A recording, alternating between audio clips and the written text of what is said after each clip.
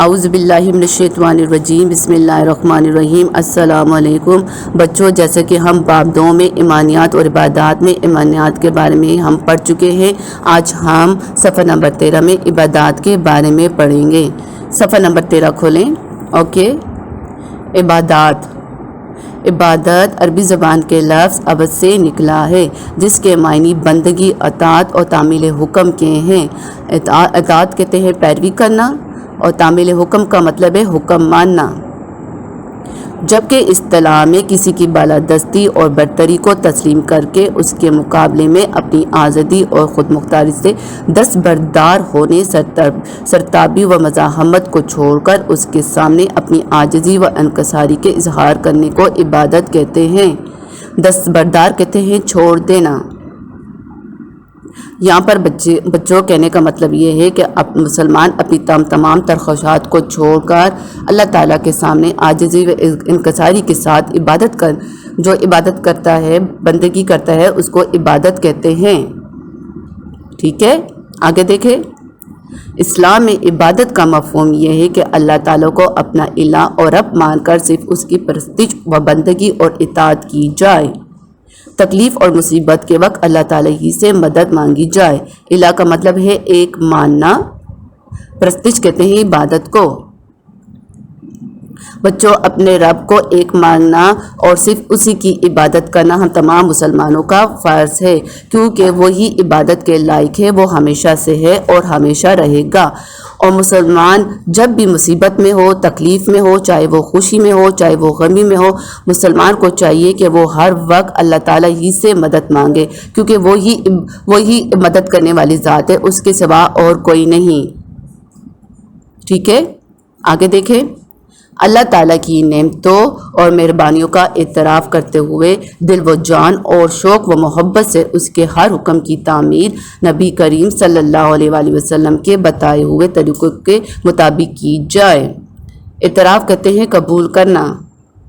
پھر یہاں پہ کہنے کا مطلب یہ ہے کہ مسلمان کو چاہیے کہ جو پیغام اللہ تعالیٰ نے قرآن مجید کی صورت میں ہمارے پیارے نبی صلی اللہ علیہ وآلہ وسلم تک پہنچایا، اور پھر ہمارے پیارے نبی صلی اللہ علیہ وسلم نے ہم تمام دنیا کو، تمام کائنات کو، تمام مسلمانوں تک پہنچائے، تو ہمیں چاہیے کہ ہم ان کے ہر حکم کی پیروی کریں اور ان کے ہر حکم کے مطابق زندگی گزارنی چاہیے ہمیں۔ ٹھیک ہے، جیسے کہ اللہ تعالیٰ ارشاد فرماتا ہے، ایاک نعبد و ایاک نستعین۔ ترجمہ، اے پروردگار، ہم تیری ہی عبادت کرتے ہیں اور تجھ ہی سے مدد مانگتے ہیں۔ اسلامی تعلیمات کے مطابق عبادت کا ایک مخصوص مفہوم ہے، جس سے مراد وہ متعین صورتیں ہیں جو اسلام نے اللہ تعالیٰ کی رضا کے حصول کے لیے مقرر کی ہیں اور ان کے لیے امتیازی شعائر اختیار کیے ہیں۔ ان کے لیے اوقات، مقداریں اور کیفیات متعین کر دی ہیں۔ اللہ تعالیٰ نے مسلمانوں پر بعض عبادتیں ایسی فرض فرما دی ہیں جس سے جو مسلمان ہر حال میں ادا کرے گا، جو کسی حالت میں بھی نہیں چھوڑے گا۔ ٹھیک ہے، یہی وجہ ہے کہ شریعت کے معروف معنوں میں عبادت نماز، روزہ، زکوٰۃ اور حج کو کہتے ہیں۔ بچوں، یہ اسلام کے 5 ارکان ہیں، جیسے کہ میں اب بتا چکی ہوں کہ اللہ تعالیٰ نے مسلمانوں پر بعض ایسی عبادتیں فرض فرما دی ہے جو مسلمان کسی حالت میں نہیں چھوڑ سکتا۔ جیسے اس میں پہلا ہے نماز۔ تو نماز مسلمان کسی حالت میں بھی نہیں چھوڑ سکتا، چاہے وہ مصیبت میں ہو، چاہے وہ تکلیف میں ہو، غم میں ہو، جس حال میں بھی ہو وہ ادا کرے گا، اس کو پڑھے گا، وہ کسی حال میں بھی اس کو نہیں چھوڑ سکتا۔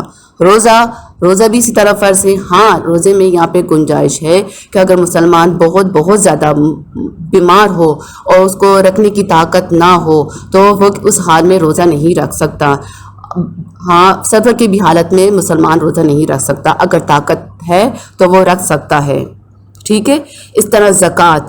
اچھا، زکوٰۃ اس مسلمان پر فرض ہے جو مالی حیثیت کے اعتبار سے زکوٰۃ دینے کے قابل ہو۔ ٹھیک ہے، اگر وہ زکوٰۃ نہیں دے گا تو قیامت کے دن اس سے پوچھ گچھ کی جائے گی اور یہی مال اس کے لیے وبال جان بن جائے گا۔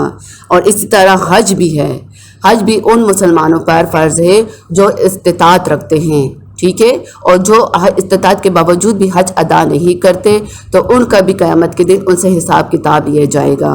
ان کو یہ اسلام کے 5 ارکان ہیں، ٹھیک ہے، جو مسلمانوں پر فرض کر دیے گئے ہیں، جیسے کلمہ توحید، نماز، روزہ، زکوٰۃ اور حج۔ آگے دیکھیں، جو اسلام کے نمایاں مظاہر ہیں اور جنہیں ارکان اسلام کا نام دیا جاتا ہے، ٹھیک ہے۔ یہ تھا آج کا ہمارا سبق، یقیناً آپ کو سمجھ آ گئی ہوگی۔ اپنی دعاؤں میں یاد رکھیں اور اپنا بھی خیال رکھیں۔ السلام علیکم ورحمۃ اللہ وبرکاتہ۔